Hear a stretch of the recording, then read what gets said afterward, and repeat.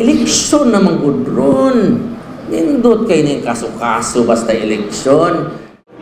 Mao kini ang tan-aw ni Cebu City Mayor Raymond Alvin Garcia sa patong-patong nga mga reklamo nga gipasaka BATOK KANIYA sa Office of the Ombudsman sa milabay nga mga adlaw. Lakip na niini ang kasong nepotismo tungod sa giingong pag-hire sa iyang asawa nga si Julian Kate Rosca Garcia ubos sa Cebu City Vice Mayor's Office. Gilimod ni Garcia ang maong pasangil. Abogado ta sila well, we don't know who filed, no? So, dita ka blame, sigaling hawa sila kahibaw.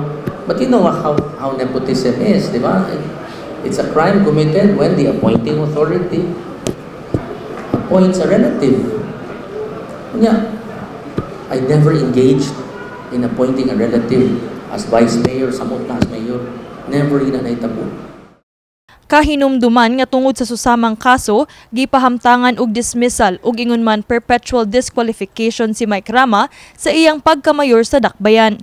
Laing reklamo BATOK kang Garcia ang usurpation of authority ug illegal dismissal nga gifile sa kanhi pangu sa Office of the Senior Citizens Affairs, Attorney Homer Cabaral.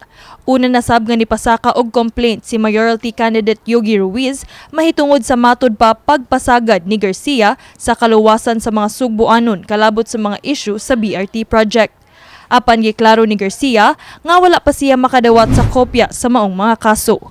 Nagkanihon sab si Garcia nga hingpit na nga napasaka ang kasong usurpation of authority BATOK kang Attorney Colin Rosell, kinsa giposasan sulod sa opisina sa mayor ug gipriso human siya na mirma og mga dokumento isip city administrator bisan pa man sa iyang pagka-dismissed.